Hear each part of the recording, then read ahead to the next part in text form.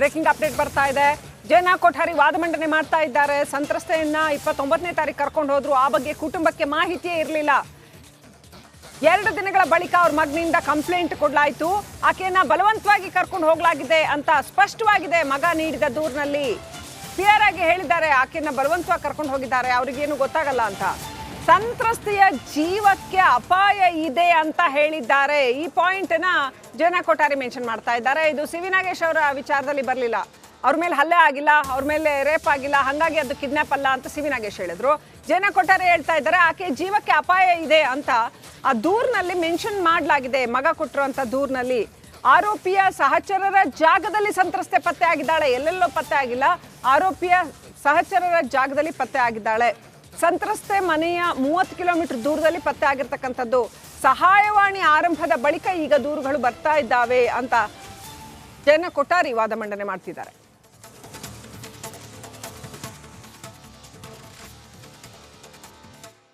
Update ಪಡ್ಕೊಳ್ಳೋಣ. Shripad Patil ಸಂಪರ್ಕದಲ್ಲಿದ್ದಾರೆ. Shripad Patil, China Kothari ಮತ್ತೊಂದಷ್ಟು ಅಂಶಗಳನ್ನ most important is ಸಂತ್ರಸ್ತೆಯ ಜೀವಕ್ಕೆ ಅಪಾಯ ಇದೆ ಅಂತ ದೂರಿನಲ್ಲಿ ಮೆನ್ಷನ್ ಆಗಿತ್ತು ಅನ್ನೋಂಥದ್ದನ್ನು ಕೂಡ ಹೇಳಿದ್ದಾರೆ.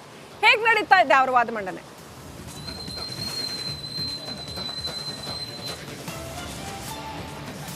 ಶ್ರೀಲಕ್ಷ್ಮಿ, ಪ್ರಮುಖವಾಗಿ ನಾಗೇಶ್ ಅವರು ಇಲ್ಲಿ ತಮ್ಮ ವಾದ ಮಂಡನೆ ಮಾಡುವಂತಹ ಸಂದರ್ಭದಲ್ಲಿ ಸಂತ್ರಸ್ತೆ ಜೀವಂತವಾಗಿ ಸಿಕ್ಕಿದ್ದಾರೆ ಅಂತ ಆದ್ದರಿಂದ 364 ಇಲ್ಲಿ ಅಪ್ಲಿಕೇಬಲ್ ಆಗುವುದಿಲ್ಲ ಅನ್ನುವಂಥ ಮಾತನ್ನು ಹೇಳ್ತಾ ಇದ್ರು. ಜೊತೆಗೆ ಸಂತ್ರಸ್ತೆ ಕೊಟ್ಟಿರುವಂತಹ ಹೇಳಿಕೆ ಏನು, ಇಲ್ಲಿ ಹಾಕಿರುವಂತಹ ಸೆಕ್ಷನ್ ಏನು, ಇಷ್ಟು ದಿನ ಲೇಟ್ ಆಗಿ ಯಾಕೆ ಸಂತ್ರಸ್ತೆ ಬಂದು ಕಂಪ್ಲೇಂಟ್ ಕೊಟ್ಟರು, 4-5 ದಿನ ವಿಳಂಬ ಯಾಕಾಯಿತು ಅನ್ನುವಂತಹ ಪ್ರಶ್ನೆಯನ್ನು ಮಾಡಿದರು. ಆ ಪ್ರಶ್ನೆಗಳಿಗೆ ಉತ್ತರ ಕೊಡುವಂತಹ ಕೆಲಸ ಈಗ ಪ್ರತಿವಾದಿಯಾಗಿ ಅಥವಾ SPP ಆಗಿರುವಂತಹ ಜೈನಾ ಕೊಠಾರಿ ಅವರು ಪ್ರಸ್ತಾಪ ಮಾಡ್ತಾ ಇರೋದು. ಸಂತ್ರಸ್ತೆಯರು ದೂರು ಕೊಡಬಹುದು ಅಂತ ಹೆಲ್ಪ್ಲೈನ್ ಆರಂಭ ಆದ ಮೇಲೆ ಹೆಚ್ಚು ಕಾಲ್ಸ್ಗಳು ಬರ್ತಾ ಇವೆ. ಸಂತ್ರಸ್ತೆಯರು ಕರೆ ಮಾಡೋದಕ್ಕೆ ಮುಂದಾಗ್ತಾ ಇದ್ದಾರೆ.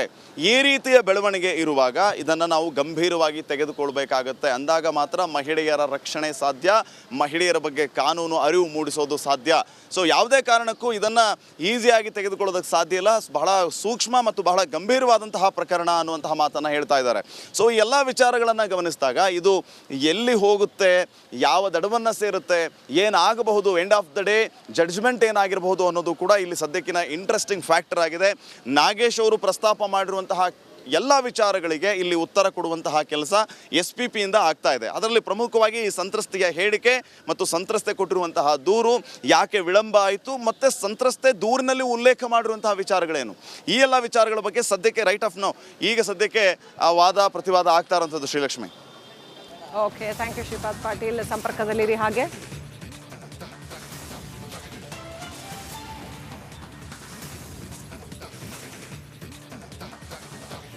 ರೇವಣ್ಣಗೆ ಹಾಗಾದ್ರೆ ಬೇಲ್ ಸಿಗತ್ತಾ ಅನ್ನೋದು ಈಗ ಸಾಕಷ್ಟು ವಾದ ಮಂಡನೆ ಆಗಿದೆ. ಸಿ ವಿ ನಾಗೇಶ್ ಕೂಡ ವಾದ ಮಂಡನೆ ಮಾಡಿದ್ದಾರೆ, ಜೈನಾ ಕೊಠಾರಿ ಕೂಡ ವಾದ ಮಂಡನೆ ಮಾಡಿದ್ದಾರೆ. ಸಾಕಷ್ಟು ಪ್ರಮುಖ ಅಂಶಗಳನ್ನ ಇಬ್ರು ಕೂಡ ತಮ್ಮ ವಾದದಲ್ಲಿ ಮಂಡನೆ ಮಾಡಿದ್ದಾರೆ. ನ್ಯಾಯಾಲಯ ಏನ್ ಮಾಡುತ್ತೆ ಅನ್ನೋದು ಈಗ ಇರ್ತಕ್ಕಂಥ ಕುತೂಹಲ. ಕಿಡ್ನಾಪ್ ಹೌದೋ ಅಲ್ವೋ ಅನ್ನೋದು ಮೇಜರ್ ಪಾಯಿಂಟ್. ಕಿಡ್ನಾಪ್ ಹೌದು ಅನ್ನೋದಕ್ಕೆ ಏನೆಲ್ಲ ಅಂಶಗಳು ಬೇಕೋ, ಆಕೆ ಮೇಲೆ ಒತ್ತಡ ಹೇರಲಾಯಿತು, ಆಕೆಯ ಜೀವಕ್ಕೆ ಅಪಾಯ ಇದೆ, ಇಂಥ ಅಂಶಗಳನ್ನ ಜೈನಾ ಕೊಠಾರಿ ಮತ್ತೆ ನ್ಯಾಯಾಲಯದ ಮುಂದೆ ಇಡ್ತಾ ಇದ್ದಾರೆ. ಸಿ ವಿ ನಾಗೇಶ್ ಇಲ್ಲ ಅದು ಕಿಡ್ನಾಪ್ಗೇನು ಬರೋದಿಲ್ಲ ಅನ್ನೋಂಥದ್ದನ್ನು ಹೇಳ್ತಾ ಇದ್ದಾರೆ.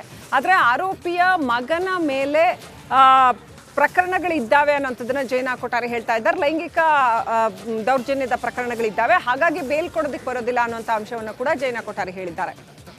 ಸೊ ಆರೋಪಿಯನ್ನ ದುರುದ್ದೇಶದಿಂದ ಜೈಲಿನಲ್ಲಿ ಇಡಬೇಕು ಅನ್ನೋ ಏಕೈಕ ಉದ್ದೇಶಕ್ಕಾಗಿಯೇ ಈ ಸೆಕ್ಷನ್ಗಳನ್ನ ಹಾಕಿ ಅವ್ರಿಗೆ ಕೇಸ್ ಹಾಕಲಾಗಿದೆ ಅನ್ನೋಂಥದ್ದನ್ನ ಸಿ ವಿ ನಾಗೇಶ್ ಹೇಳ್ತಾ ಇದ್ದಾರೆ HD ರೇವಣ್ಣ ಪರವಾಗಿ. ಸೊ ಏನಾಗುತ್ತೆ ಹಾಗಾದ್ರೆ ಕೋರ್ಟ್ನಲ್ಲಿ?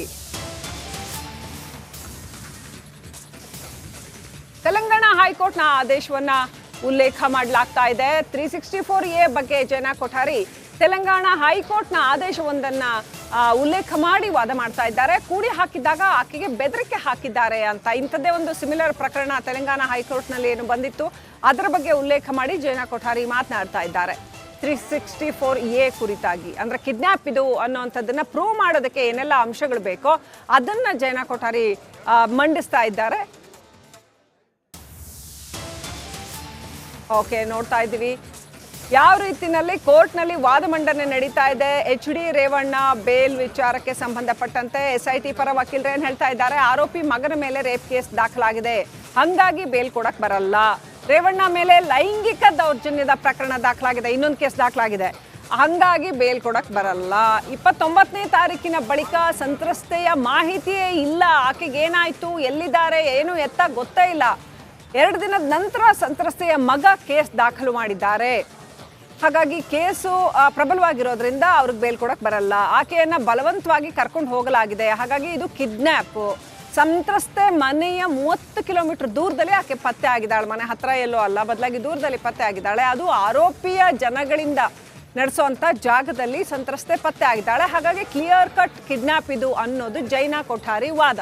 ಹೆಲ್ಪ್ಲೈನ್ ಶುರು ಮಾಡಿದ ಬಳಿಕ ಹಲವರು SIT ಅನ್ನು ಸಂಪರ್ಕ ಮಾಡಿದ್ದಾರೆ ಅಂತ. ಅಂದ್ರೆ ಇದನ್ನ ಯಾಕೆ ಅವ್ರು ಹೇಳ್ತಾ ಇದ್ದಾರೆ ಅಂತಂದ್ರೆ, ಆರೋಪಿಯ ಮಗನ ಪ್ರಕರಣಕ್ಕೂ ಈ ಪ್ರಕರಣಕ್ಕೂ ನಂಟನ್ನ ಕಲ್ಪಿಸ್ತಾ ಇದ್ದಾರೆ. ಅವರು ನಂಟಿದೆ ಅನ್ನೋದನ್ನ ಪ್ರೂವ್ ಮಾಡೋದಕ್ಕೆ ಇದನ್ನ ಹೇಳ್ತಾ ಇದ್ದಾರೆ. ಹೆಲ್ಪ್ಲೈನ್ ಶುರು ಮಾಡಿದ ಬಳಿಕ ಹಲವರು SIT ಅನ್ನು ಸಂಪರ್ಕ ಮಾಡಿದ್ದಾರೆ, ಜೈನಾ ಕೊಠಾರಿ ಹೇಳ್ತಾ ಇದ್ದಾರೆ.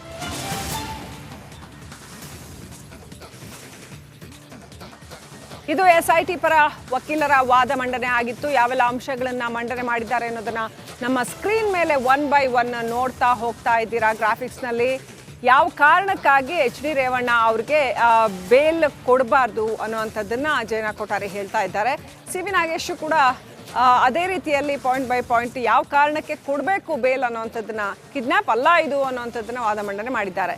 ಇನ್ನೇನು 2 ವಾದಗಳನ್ನು ಆಲಿಸಿ ತೀರ್ಪನ್ನ ನ್ಯಾಯಾಧೀಶರು ಕೊಡ್ತಾರೆ. ಹಾಗಾದ್ರೆ HD ರೇವಣ್ಣ ಅವರಿಗೆ ಇವತ್ತು ಬೇಲ್ ಸಿಗುತ್ತಾ ಇಲ್ವಾ, ಈ ಕ್ಷಣಕ್ಕೂ ಕುತೂಹಲ.